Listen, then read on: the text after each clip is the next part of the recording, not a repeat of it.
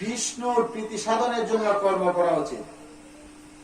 বিষ্ণুর প্রীতি সাধন করার জন্য কর্ম করা উচিত। তা না হলে কর্মই জড়জগতের বন্ধনের কারণ। এই কর্মই কিন্তু আমাদেরকে এই জড়জগতে বন্ধন করে রেখেছে, আবদ্ধ করে রেখেছে। বলছে যদি বিষ্ণুর প্রীতি সাধনের জন্য আমরা কর্ম করি, তাহলে বলছে জড় বন্ধনে আমরা আবদ্ধ হব না। বলছে বিষ্ণুর প্রীতি সম্পাদন করার জন্য কর্ম করা উচিত, তা না হলে কর্মই জড়জগতের বন্ধনের কারণ।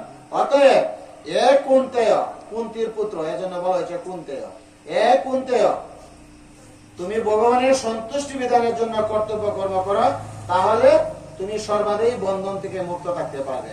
অর্থাৎ ভগবানের জন্য যদি আমরা কর্ম করি, তাহলে আমরা বন্ধন থেকে সর্বদাই মুক্ত থাকতে পারবো। কারণ কিভাবে আমরা বন্ধন থেকে মুক্ত থাকতে পারবো?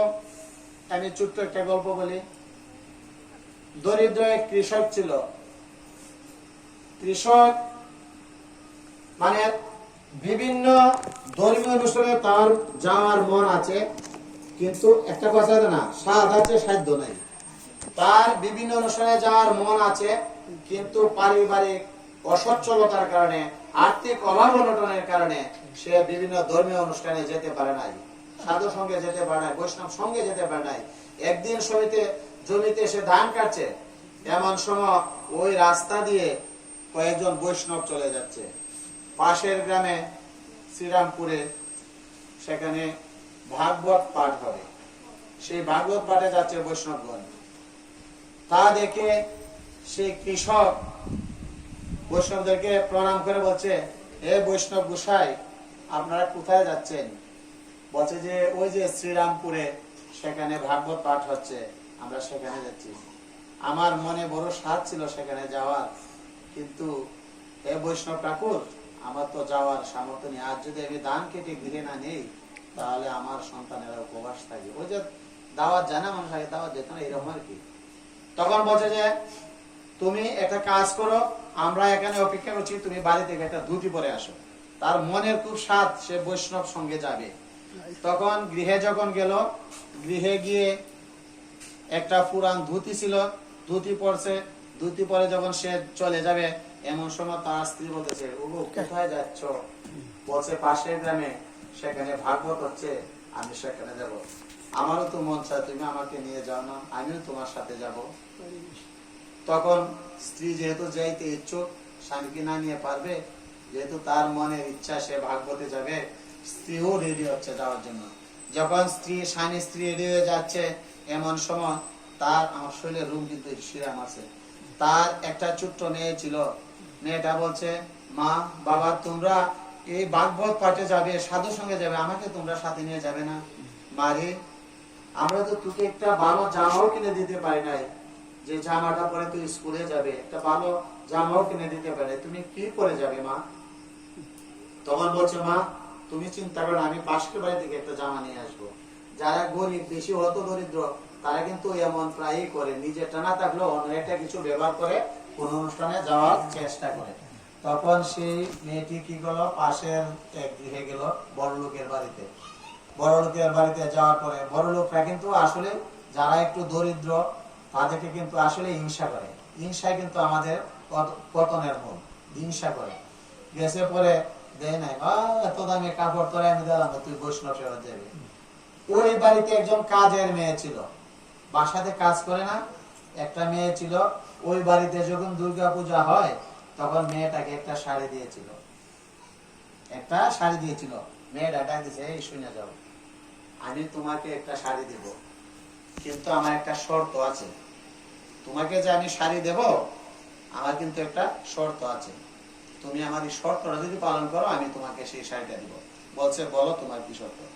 শুনেছি যেখানে ভাগবত কাজ হয়, যেখানে গীতা পাঠ হয়, যেখানে ভগবানের গুণকীর্তন হয়, সেখানে নাকি নব বৃন্দাবন তৈরি হয়ে যায়। সেই বৃন্দাবনের ধুলো তুমি আমার শাড়িতে মিশিয়ে নিয়ে আসবে। এই কথা বলে মেয়েটাকে শাড়িটা দিল।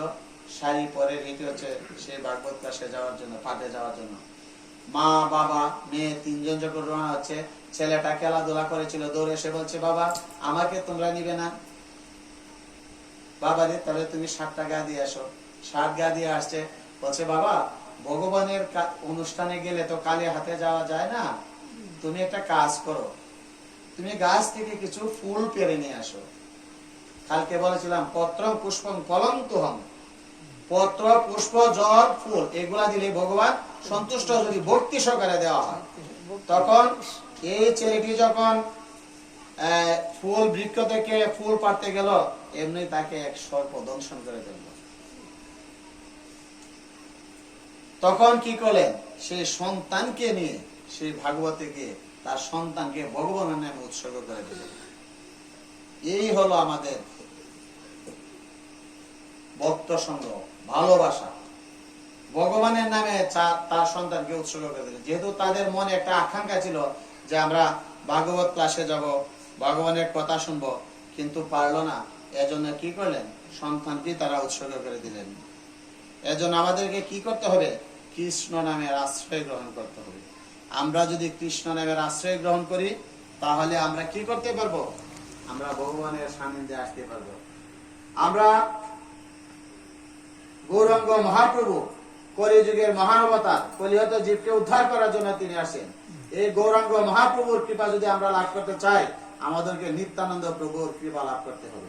নিত্যানন্দ প্রভুর কৃপা না হলে গৌরাঙ্গ মহাপ্রভুর কৃপা লাভ হবে না। রাধারানীর কৃপা না হলে আমরা কৃষ্ণের কৃপা লাভ করতে পারবো না।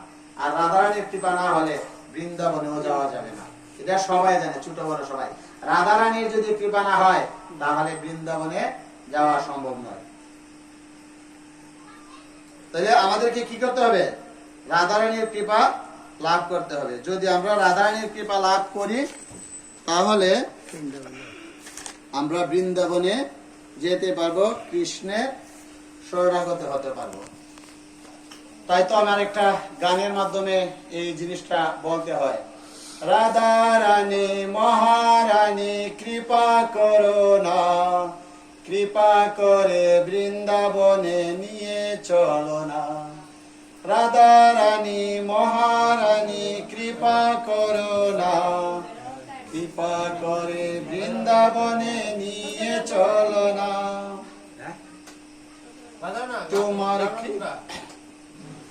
তোমার কৃপা হলে পাব শ্রীমদন মোহন, তোমার কৃপা হলে পাব শ্রীমদন মোহন।